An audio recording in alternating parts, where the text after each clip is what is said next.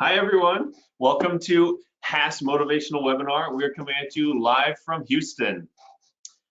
Today's webinar event is sponsored by HASSE and Ivacon. HASSE is the Houston Association for Space and Science Education. It is also a Houston 501c3 organization and is dedicated to inspiring future generations in the fields of STEM. Ivacon is a solution provider. Our mission is to empower youth to learn the survival skills for the future. Cool. Today we'll be hosting a series of motivational webinars throughout the pandemic, hoping to bring positive vibes to everyone. My name is Caleb. I am an AGM for the HASSE Space School program, and I get to be your host today. This is fantastic. I see almost over 300 people signed in online. This is an attendee. We're very excited to have you. I see over 10 countries signed up from Europe, from North America and South America and Asia. It seems like people from all over the world are here to join in on this exciting event. We're very excited to have you.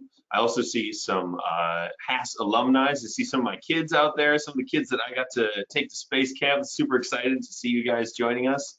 I see some teachers and also a whole bunch of new friends. So we just want to welcome you all. We're very excited to have you. As we go forward, I'm going to give you a little rundown of what it's going to look like. As an attendee, your microphone will be muted the whole time. So we will not be able to hear what you have to say, but we want to know what you have to say. So on the right-hand side of your screen, there is a question mark in a little talk bubble. If you click on that, then you can type any questions that you have for us there. Later on in the seminar, we will have a guest speaker come in. So questions that you have that you want to direct to the guest speaker. In front of the question, please write to Chris and then write your question. Then we will know that that question is directed to the guest speaker. If you're logged in via smartphone, you need to click on the Allow View Webcam functionality, and that will allow you to swipe and toggle between the camera screen and the information screen. Throughout this session, we'll also post information under the announcement, which is on the bottom of your screen. Don't forget to check that out, please. If you are having any difficulty at all seeing or hearing this webinar, please find a place with a better internet connection. We do not want you to miss any of this exciting event. Here at HASSE, we tell our students to have a giant goal and to believe in it. Our guest speaker today is a perfect example of that. Think about yourself. At the age of 13, you were probably going into junior high. Maybe some of us really smart kids that excelled. Maybe we're going into high school. I don't know. Well, our guest speaker today, at the age of 13, was going into his first year at college. That's extremely impressive. How many of you at the age of 16 were maybe working a part-time job? Maybe you worked at McDonald's or maybe an ice cream shop on the weekends or something. Well, our guest speaker today at the age of 16 started his very own Rocketry company. He supports NASA's space education program, and he is currently working with HASSE to develop rocketry programs. Let's find out what else is on his list of things for the near future. Ladies and gentlemen, I give to you our guest speaker today, Christopher Texler. Hi, Chris.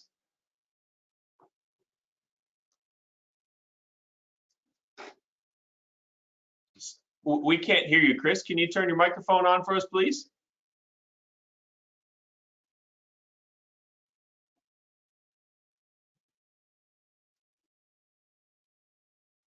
Nope, still can't hear you.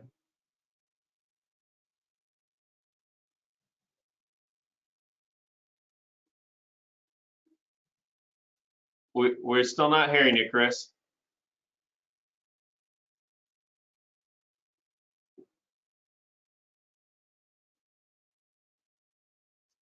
Nope.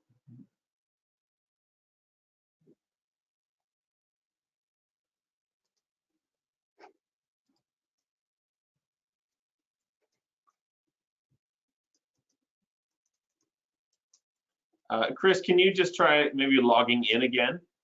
And maybe that will kind of reboot it and allow your microphone to work.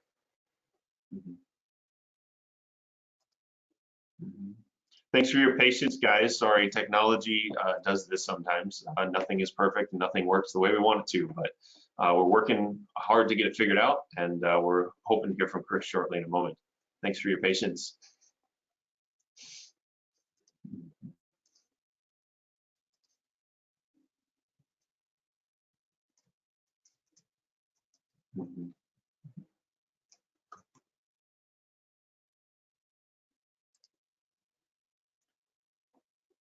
I'm very excited to know that a bunch of the kids that I got to take to space school are logged on. Hi guys, I miss you guys so much. All the kids from Chile, yay! I think about you guys a lot, and I have the space camp T-shirt still, and a bunch of kids signed, and yeah. Anyways, hey Chris, welcome back. Hi, can you hear me now? Yay, we're good to go. Wonderful. Yep. Okay, so, and can you see my screen as well? Yes, we can. Perfect. All right, we're ready to start. So a little bit about me. Thank you so much for that introduction. I just turned 17. I have my own business, Phoenix Suborbital Rocketry. And in addition to that, I've gotten the amazing opportunity to work with many people like NASA, Space Center Houston, and many other space industry leaders. I'm also a junior at Arizona State University, studying my Bachelor of Science and Engineering in space exploration. And I'm also an avid Rocketeer. And so today I'm just kind of gonna get the chance to talk to you guys about how I got here, why space in the first place, and especially why rocketry. So my choice of space and rocketry might be affected by where I grew up, because I grew up in the mountains of Colorado. Now, for those of you who are unfamiliar, here in Houston, Texas, we are at sea level. And so we are on the same level as the ocean. But in the mountains of Colorado, where I grew up, we were 2 miles above sea level. So you can imagine 2 miles above where I am right now in Houston, Texas. And not only is the air much thinner up there because of that, but also the stars happen to be much clearer. And ever since I can remember, and even before I can remember, I was always looking up at the stars. In fact, oftentimes I would trip over my own feet when I'd go outside, because I'd immediately go outside and look up at the stars, and I wasn't looking at where I was going. One of the things that I knew from the very beginning was that I not only wanted to look at the stars, but I wanted to go up there. I wanted to be one of the lucky people who got to go there into space. And so I started learning about how to do that. Now, currently, the best method that we have for going to space is through rockets. I got my first model kit rocket for my 7th birthday. Now, this model kit rocket that my mom got me she got it as just a gift that maybe I could like build it as a little kit, maybe put it up on a windowsill or something, and just have it proudly displayed in my room. But even by that age, I knew you could actually launch one of these. And I really wanted to do that. So I built this little model rocket kit. Turned out to look something like this. I brought it up to my mom and I said, okay, so when are we gonna launch it? And she said, well, don't you just want to like maybe put it up on a windowsill or something? And I said, no, I really want to launch it. In order to even launch one of these, though, we had to get and learn much more than just came in the kit.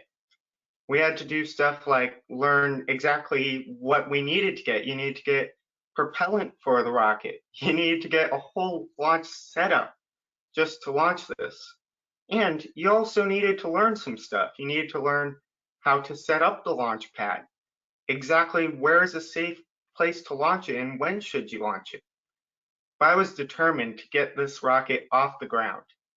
And so with my help, with mom's help, we got a launch pad and the propellant for the rocket, and I learned and I researched about where a safe place to launch it would be, and we set a launch date.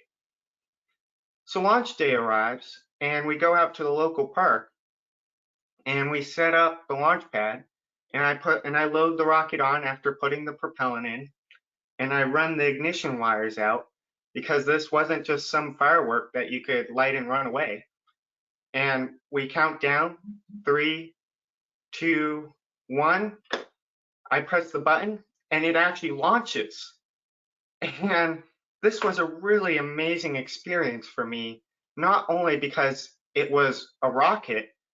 I'd actually seen many launches on TV by people like NASA, but this launch was really particularly amazing to me because I was actually physically there to experience the launch. There's so many things like the smell of the exhaust and the vibrations that you feel as the rocket is going up that you just don't get from watching a launch on TV. And that really kind of launched my hobby into rocketry and career into rocketry. Since then, I've done many more launches, and this was just the start of many more launches. By the time that I was 9, I got my first ticket to Space Academy in Huntsville, Alabama. Now, Space Academy is held at the U.S. Space and Rocket Center right next to the NASA's Marshall Space Flight Center, and you might recognize those names from Space Camp, but this was a little bit more advanced. When I got that ticket, I was so excited because I had already learned a lot about Space Academy, and it was, at that time, as close as I could get to being an astronaut. So what I did was I studied every single thing I could get my hands on about Space Academy until I thought that I knew it inside out. I thought I knew exactly what would happen from the moment that I stepped onto the grounds to the moment that I left. And we flew from Colorado to the Huntsville airport, and then drove from the Huntsville airport to the entrance of Space Academy. And throughout all my studying, one thing that I had learned was that you need to walk underneath the space shuttle to get to the entrance. No big deal, I thought. Well, it turns out that something the size of your average skyscraper leaning at a 20-degree angle just so happens to be a little bit heavier than you might be realizing just from researching it. And here I was in person that I had to walk under that, like this multi-hundred-ton vehicle.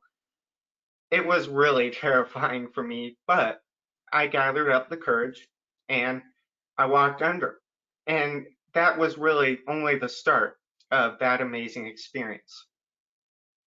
As soon as I got into the entrance, I was handed my first flight suit, I was introduced to my team, and we were introduced to the dorms where we'd be staying for the next couple weeks.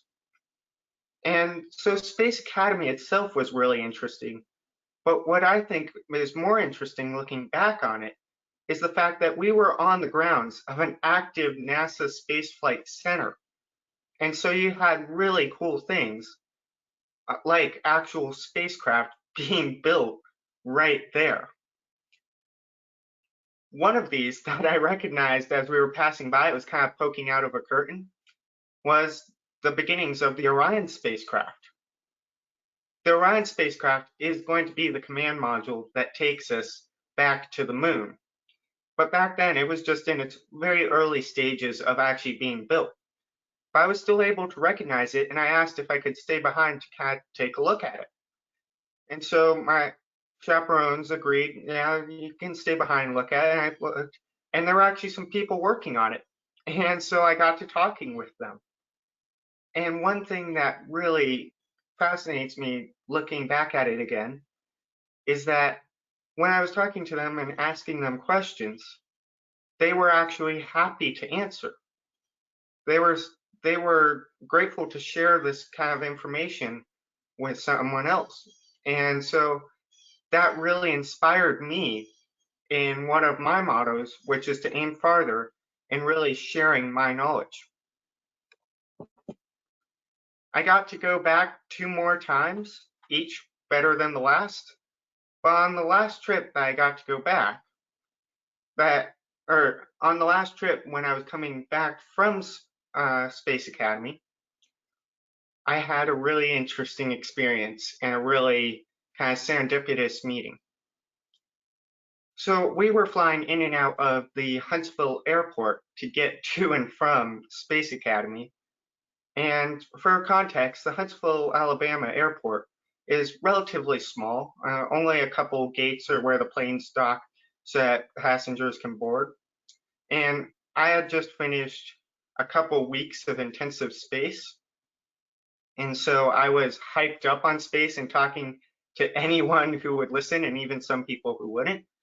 And so I was talking to the newspaper stand about everything I knew. And finally, this gentleman came up and said, "Son, it sounds like you know a little bit about space. I think there might be someone you might want to meet." And so at first I was pretty cautious because, stranger approaches you in an airport. But again, it was a small airport. I had my mom there and they were only a gate across from us. And so I went to meet them. I was only introduced on a first name basis. "John, this is Christopher. Christopher, this is John." And the guy that introduced us was Frank. So at that time, I was kind of beginning to get a feel for how to talk space with people. And one of the things that I'd use is I tried to gauge their knowledge level of space. And so what I asked John was, "Do you happen to know much about space?" Now, a little bit of context looking back at it. John happened to be the one and only John Herschel Glenn, who happens to be like the 3rd American to ever go into space and the 1st American to ever orbit the Earth. He also holds the record for oldest astronaut to date. And so asking John Herschel Glenn, "Do you know much about space?" is kind of an interesting question. I probably wouldn't have asked that if I had known that it was actually John Herschel Glenn, but at the time, I only knew him as John. One thing that I find more interesting than just the question, though, was his answer. Because here we have this really famous astronaut, and instead of saying, "Oh, I'm an astronaut, I know everything about space," he said, "Why, yes, son, you can tell me anything you'd like." And that's really stuck with me to this day because he was very humble and yet opened it up to further conversation. But back to the meeting, we immediately get talking space and everything that I had been working on and studying on. At that time, I was working on a theory on the core of Jupiter. And eventually we had to leave for our plane ride. But before we left, Frank looked at John and said, "I think you might want to get a picture with this young man. I think he's going to be an astronaut." And John looked at me and said, "Well, yes, Frank, I think he is." So on my left is John Herschel Glenn, and on my right is Frank Helmick. I've actually kept in contact with these guys to this day. Unfortunately, John passed away a couple years ago, but I've even kept in email contact with Frank. And so this has just been this was just one of the things that I was really getting inspired by these people early on, and not only what they knew about space, but just them as people, how humble they were.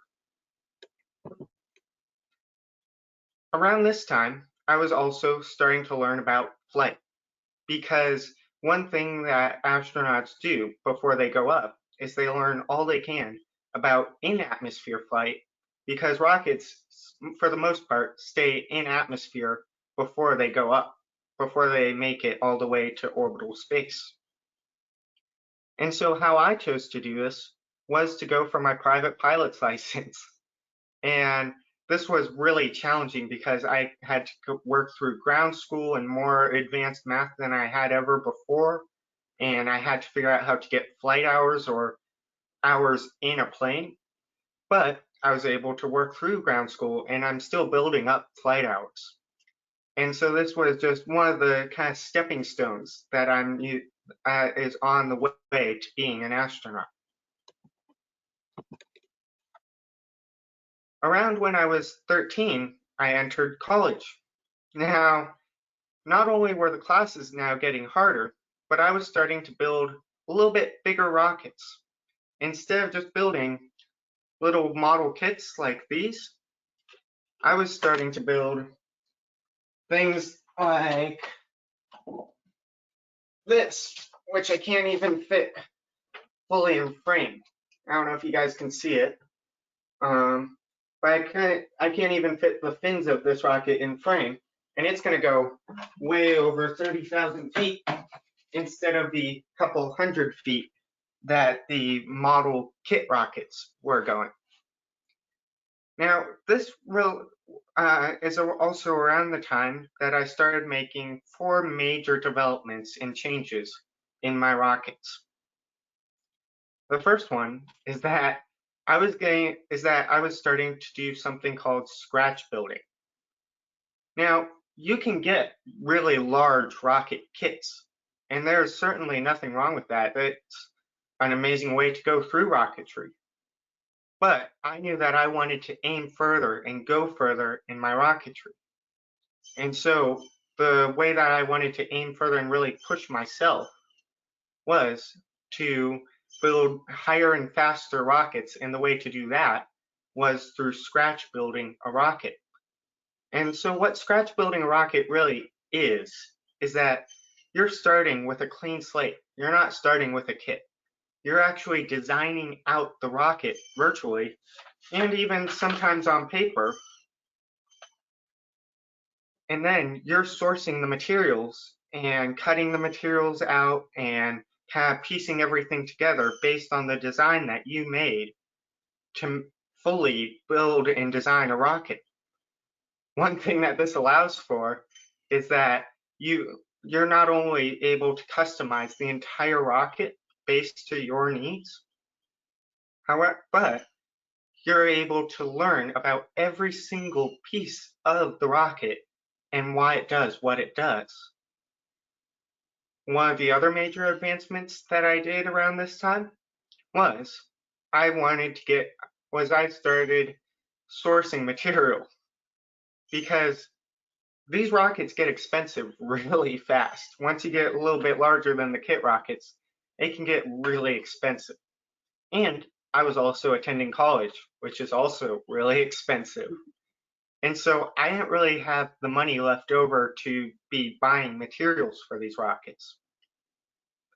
So what I did, instead of limiting myself and saying, well, I'll wait until I have enough money to buy these materials, was I really pushed myself and aimed to source the materials I could.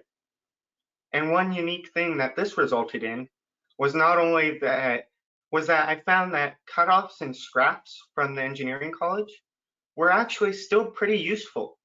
What I was able to do was I was able to take small samples of these materials and put them through all the tests and rigors that rocket flight presents and actually verify them for flight in my rockets.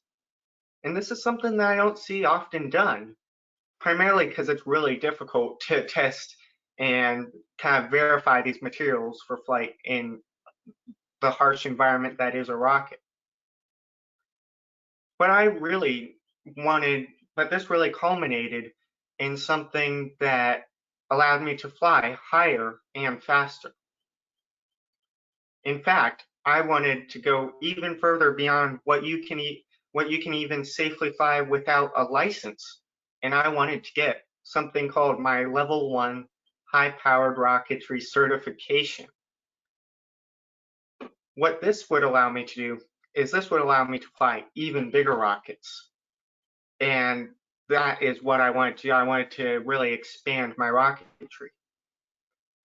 And so I started working on my Level 1 certification back when I was just attending college, when I was just in my first year of college.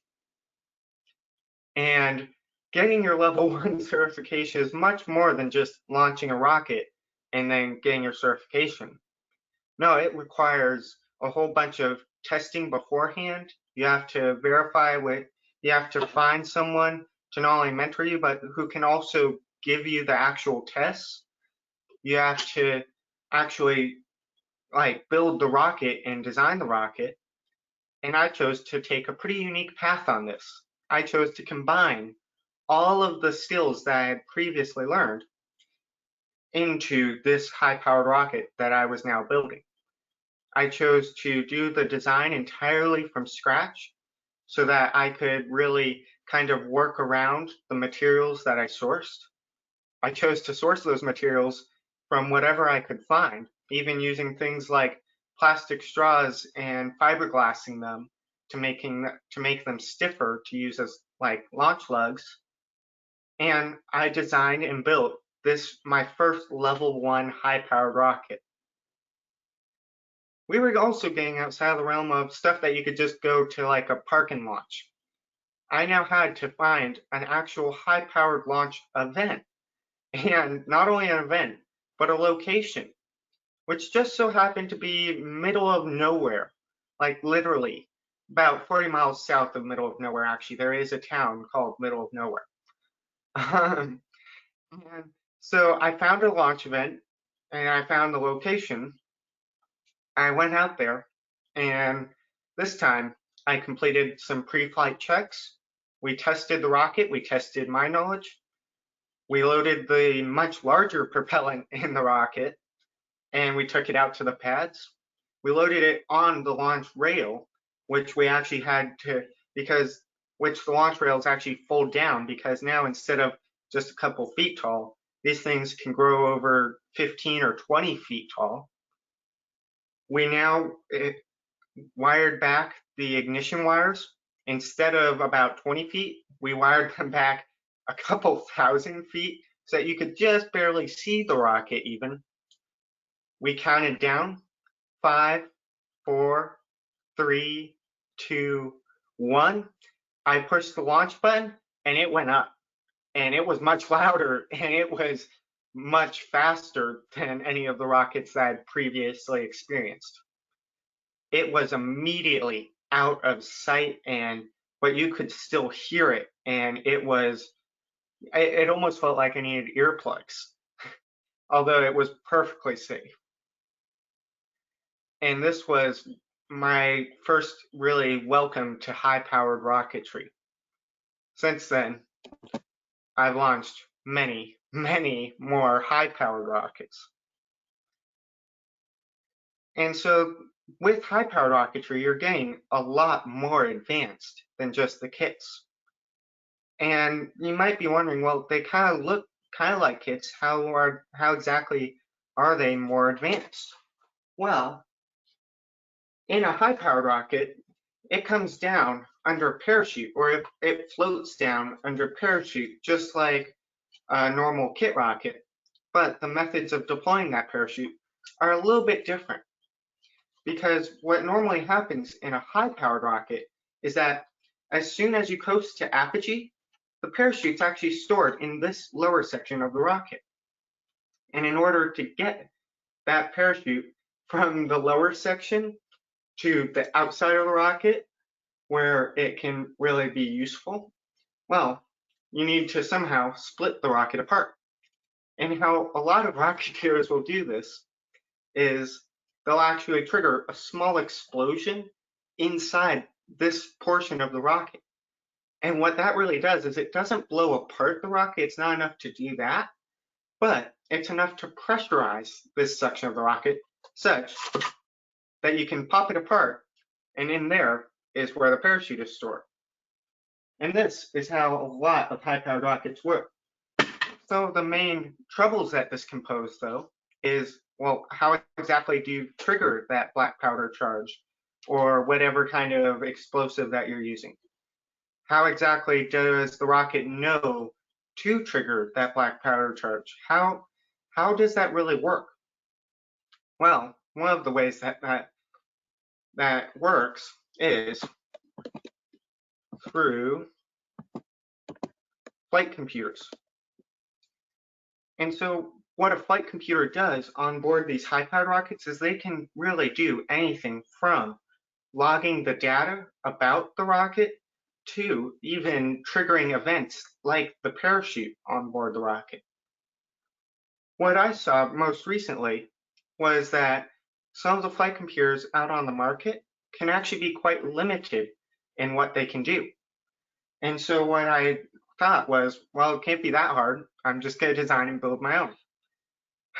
So about 6 months later, and into a project that I thought initially would take maybe 1 or 2 weeks, and I have this guy. This is the true flight computer.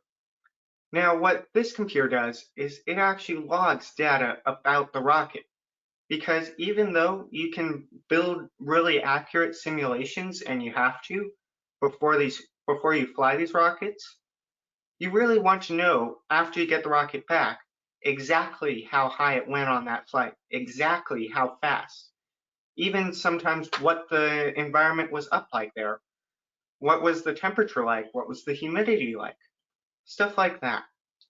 And so what this computer does is it logs everything from temperature to humidity and even the barometric pressure so that you can actually calculate how high the rocket actually went.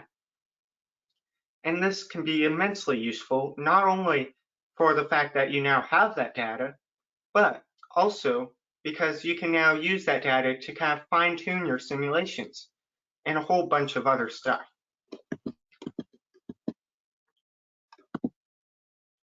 Back to when I was just initially starting to build these really high-powered rockets, one thing that I realized pretty early on is that these rockets could do more than just go up and come back down under parachute. They could actually take payload. And so what I did was I developed my business, Phoenix Suborbitals.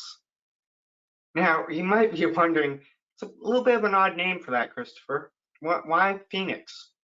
Well, this actually originates from a story that occurred at a launch, at a high-powered launch. You see, these launch events, they're a lot more than just the launch, because you often have a couple dozen to a couple hundred people who attend these events just so that they can launch their high-powered rockets and also kind of show off their high-powered rockets. And so at this particular event, we actually had a bonfire going on.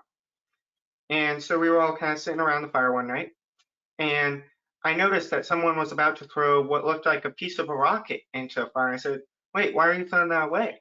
He said, well, it's not going to work for what I'm using it for. It's not going to work for the rocket that I have.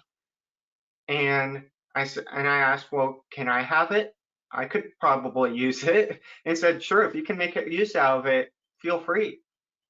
And so that's really where I got the name Phoenix Suborbitals, Phoenix Suborbital Rocketry, from the fact that I was, just like the mythical phoenix rises from the ashes, I was taking rocket parts literally from a campfire's ashes and putting them on my rocket after making sure they were safe, of course. And so that's one of the things that Phoenix Suborbital, that is a part of Phoenix Suborbitals, Phoenix Suborbital Rocketry, is our payloads. So let's kind of look into those payloads. Why would someone want to put a payload on a high-powered rocket? Well, the really big rockets that are about the size or even larger than skyscrapers that go orbital, if you put a satellite on one of those, well, once it's up there, you're not really getting it back. There's no easy way to bring a satellite back out of orbit. And so if something breaks, it's not exactly like you can bring it back and come fix it, or even send a handyman out to go fix it. And so it's really important for these satellites that go into orbit that they're reliable. And one of the biggest challenges faced by someone looking to build one of these is, how do I make all of the components survive a launch?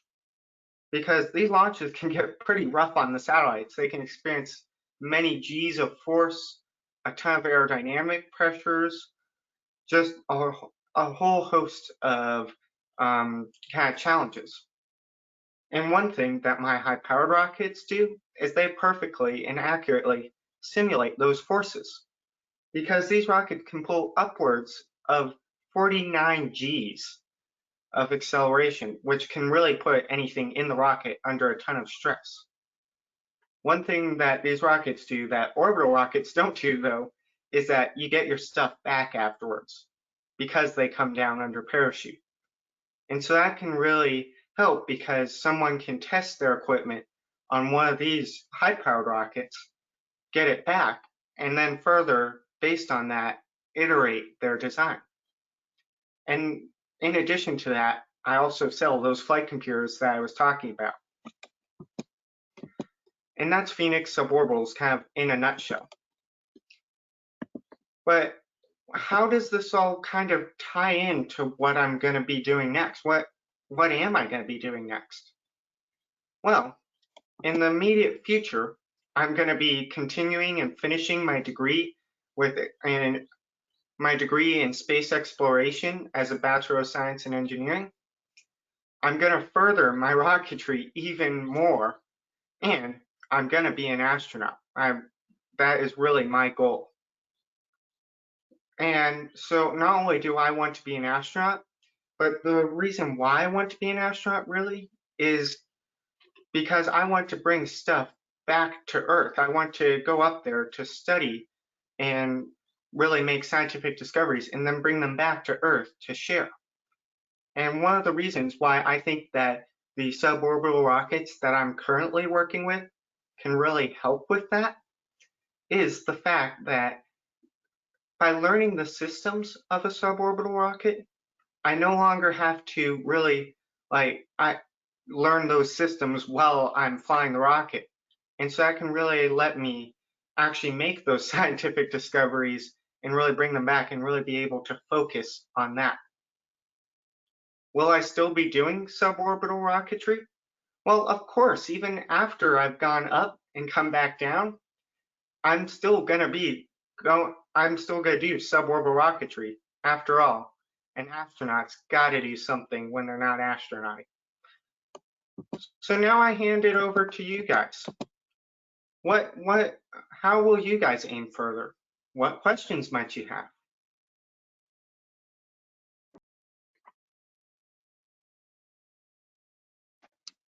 Hey, thank you so much, Christopher. That was very exciting to hear all that you had to say and all that you had to share, especially about your company, about your experience growing up.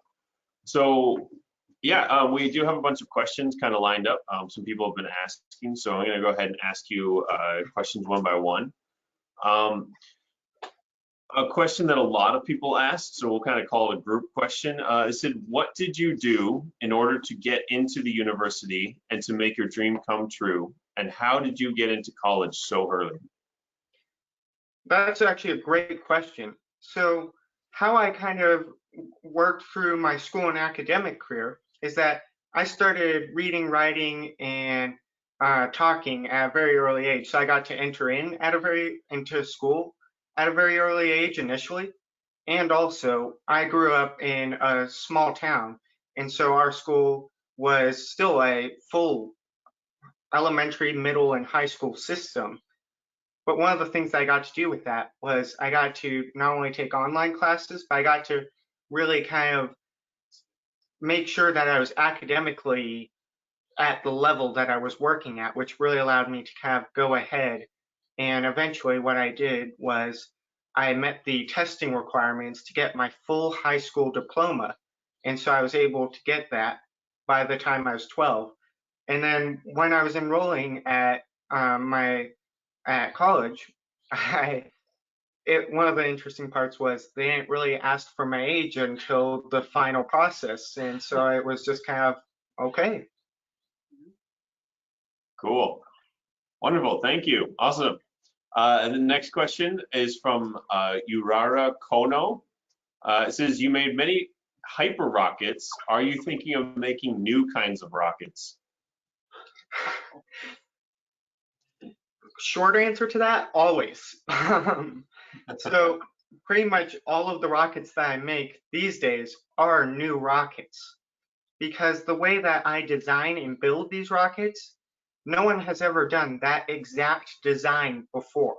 It's always a new rocket. And so I can bring back this example of this guy. This rocket, for example, even happens to have 9 areas where you can put propellant. And what that'll allow it to do is go even higher than normal rockets of its size. Wow. And That's very so, cool. like, to kind of quote unquote bring it down to earth for how high these rockets actually go. Some of these rockets that go above 30,000 feet or so. Well, Mount Everest is 26,000 feet tall. So these rockets go higher than Mount Everest is tall. Wow, that's incredible. Thanks. All right, the next one is from Takaru Danui. They're asking, how long did it take to build that huge rocket? Which one, first of all? But probably that gold one that you were just showing us there with the nine boosters in the bottom. Well, that rocket, in fact, is still in progress to this day. A lot of my rockets, even after they're quote unquote finished, I'm still improving on them and even improving on the design to figure out like where I can substitute lighter materials and stronger materials, to even like how I can make the aerodynamic model faster and more sleek aerodynamically. Okay, so what do you think maybe the average time frame it is to make a bigger rocket like that? For example, my first rocket, it took about 6 to 8 weeks. My first high-powered rocket took about 6 to 8 weeks, and so that rocket stood at about 5 or 6 feet tall. The gold rocket that I was showing you guys, that thing will take a couple years to build usually. Wonderful. Yeah. Yeah, no, thank you very much. It's really cool. All right, next question we have is from Yolanda May. She asked, what would you say to current teenagers who see an immediate future menaced by viruses? I would say that you should really just kind of keep aiming further despite the limitations in the current world. Because one thing that has really inspired me very recently was the fact that I often get the chance to be invited out to like attend and even judge some rocketry competitions. Most recently, something called the Spaceport America Cup, where collegiate teams from all over the world come to attend, and so that they can like kind of show what they've been working on. And due to this virus situation, some of them had to make modifications to how they build the rockets, even things like taking rocket parts home to work on them. And so one other thing that I'd really suggest is that you just remain curious and get curious about whatever it is that you're fascinated with and interested in. Awesome. That's a fantastic answer. Next question is from Takaru Danu. It says, were your parents against you to build rockets due to things being expensive? Well, that's surely one of the things that was a limit initially, but through sourcing my own materials and figuring out, it wasn't that my parents didn't like me building rockets because of their expense. It was primarily that, well, college is expensive and rocketry is expensive, and so I didn't have any money to spare, neither did my parents. And so through sourcing these materials, I was able to continue my hobby of building rockets and further that into a career while also still attending college. Cool, thank you. Next question we have is from Marcela Toyos. What has been your biggest obstacle in your career so far? Anything that made you doubt yourself to achieve your goal? I'd probably have to say that the biggest obstacle that I've had to date in terms of my aerospace and really working towards being an astronaut and just aerospace industry as a whole has really been that cost initially, and even sourcing the materials, because I've had to get very creative and very curious in how I source my materials and how I utilize my materials.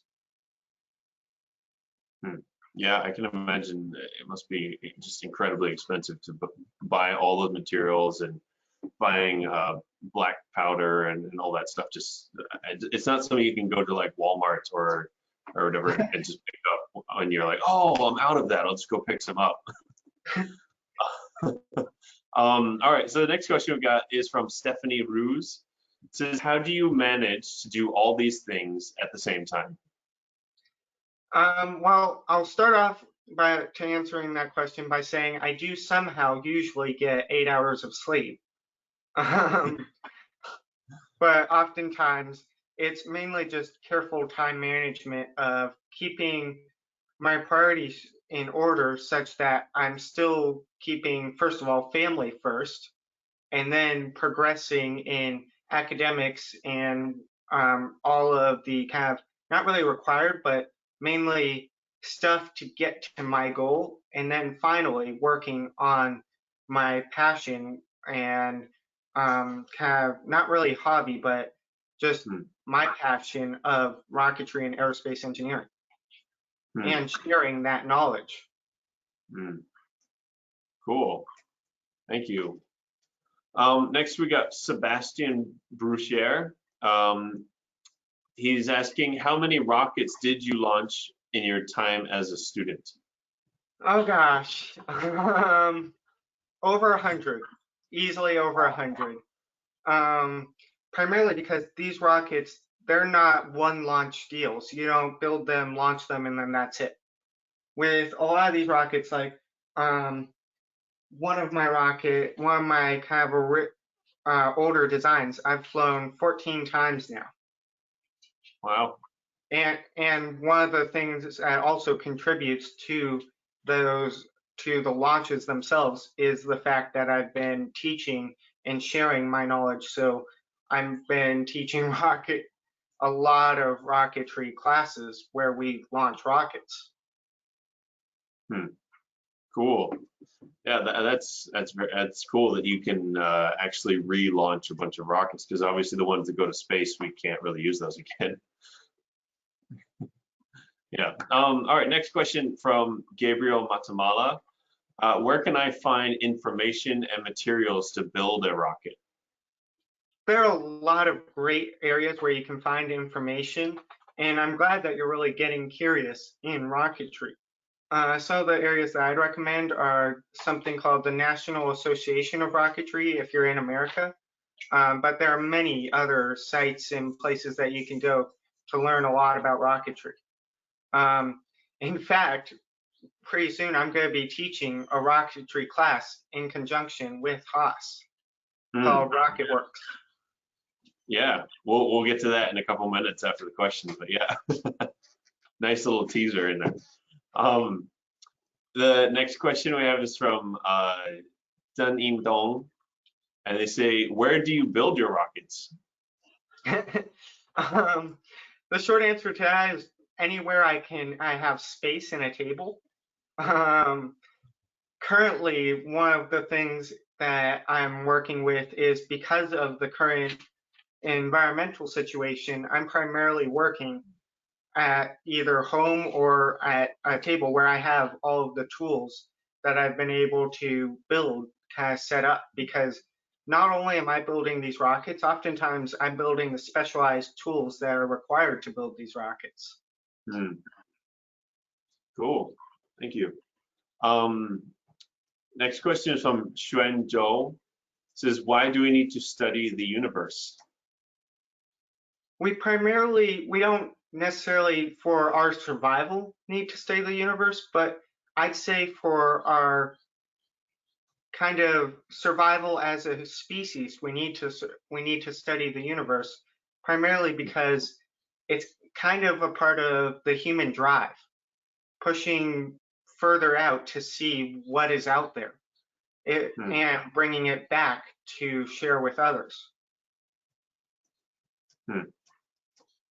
Yeah, that's a very good answer. I like it. Next, we've got Martin Alexander Blum, and they're asking, is it possible to order a rocket?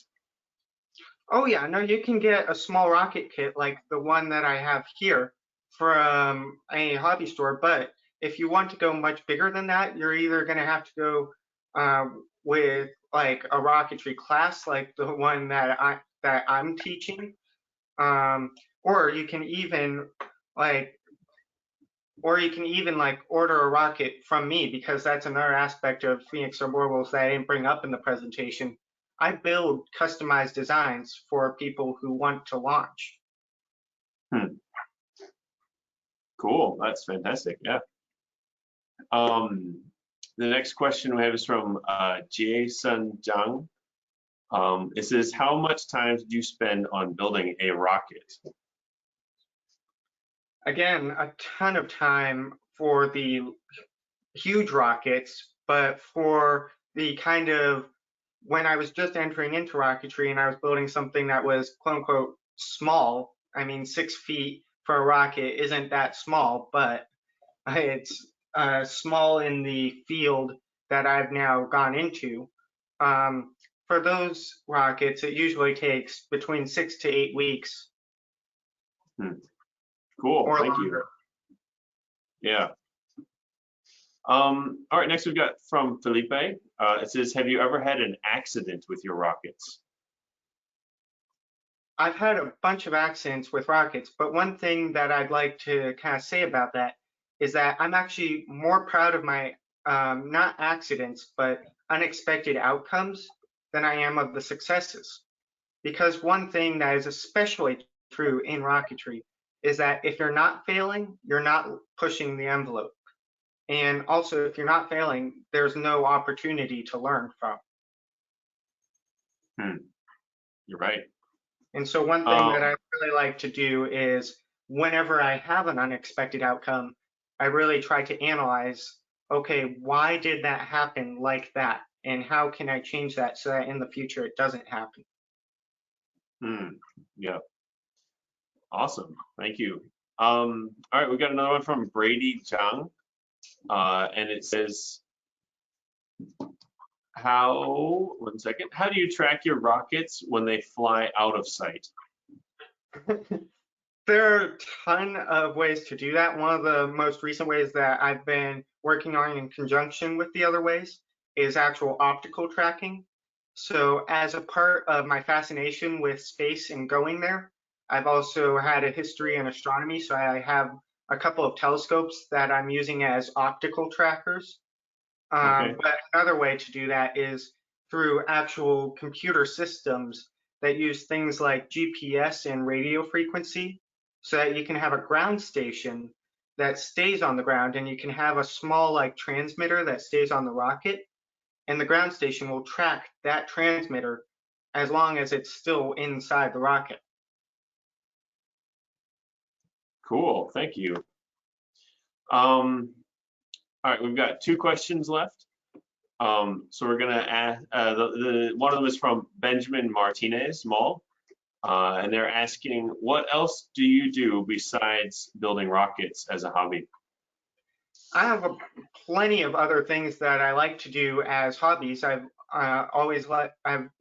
growing up in the mountains of Colorado, I've done a ton of backpacking and hiking and mountain biking, and a lot of skiing, and most recently down here in Houston, we're next to Galveston Bay, so a lot of like surfing and other stuff. Cool. That's interesting. And just one more question. Oh, sorry. Go ahead. And another thing that I've always that I've done pretty consistently is gymnastics. I actually made it up to national level. But the reason why I'm guessing I've always liked gymnastics is the fact that you're usually upside down and or spinning. And so that's kind of like microgravity. Oh, that's cool. Awesome. All right, we've just got time for one last question. John is asking, what's your goal for the next 5 years? My goal for the next 5 years is to be an astronaut, and not only be an astronaut, but become the astronaut who goes to the first astronaut to go to an asteroid. Now, the reason why I'm mostly aiming for an asteroid rather than somewhere like Mars is that an asteroid is much easier to come back from, so there's a much higher chance I can come back and share whatever I discover there. Also, if you look at it from a scientific perspective, if you look at kind of the geologic history of a place like a book, Mars has had many, many impacts since it first formed because it's a planet, and a lot of meteors and asteroids have crashed into it, thereby kind of ripping pages out of the book. Asteroids, on the other hand, they're much kind of older in geologic time. Oh, that's really interesting. Cool. Awesome. Well, that's all the time we have for questions. So thank you, everybody. Sorry that if you had a question that didn't get answered, but we're going to keep moving along to the next thing now. Chris made a little bit of mention before about doing a program together with HASSE. So I'm just going to introduce a little bit and then I'll get you to explain it some more. But Chris is going to be doing an online rocketry program coming up in May, where you'll be able to learn to formulate and build a rocket virtually with your team in a 6-session course. Chris, you want to give us a little bit more of an idea of what that's going to look like? Sure. So the kind of course that I've come up with even before this whole environmental situation really flared up was mainly, first of all, driven by the fact that I wanted to make rocketry and the knowledge about rocketry accessible to anyone, no matter really where they were. And so the best way that I thought of doing that was through an online course. And the way that this course is going to work is that it's going to be 6 sessions, and through those 6 sessions, we'll not only get to the chance to learn about the actual driving principles of rocketry, but by the end, we'll build and launch a single high-powered rocket. And we're going to go through everything from the initial mathematics that really drive the design of why is a rocket shaped like this? Why does it have this pointy end? Why does it have fins? Stuff like that. We're going to go from that to an actual design that the students will get to do on paper and on professional grade rocketry software. And then eventually we'll actually be building the rocket. I'll be building the rocket and based on their kind of additions to the design, and we'll get to launch it. And not only will we get to launch it, but once the launch is done, we'll actually have one final class where we'll get to analyze all the data from the onboard flight computer to see if it really met what the students would think it would do based on how they designed it. Wow, that sounds very exciting. Sounds very intriguing. I want to join. But so there you go, guys. You've heard it right from Christopher. This is surely going to be very unique and very different from any other rocketry course you could try and join. It will definitely help build your portfolio for your college applications and stuff. For more information about this rocketry course, please visit our website at spaceschool.org/RWZ. The website will also be in the announcement button below on your screen. And we have a discount pricing for HASSE alumni. So if you are a alumni, please message us for a discount registration. Also, a quick preview for our next webinar coming up on May 16th. We will have one of the youngest female astronauts in training, Alyssa Carson, to come join us. So please hop on Instagram or Facebook and check out the updates we'll be giving for those. And the link for our Instagram is on the screen below you as well. Chris, it's been a pleasure to have you. Thank you so much for coming. We feel very blessed and honored to hear from you and to get to see you in person and to hear about your dream and your giant goal that you are believing in. This will be the end of our session, but it's not the end of the HASSE motivational webinars. We will have a short survey after the webinar. So please, before you log out, please go and fill out that survey. And we really look forward to seeing you again. Thanks, and thank you so much for having me again. It's been a pleasure. Thank you.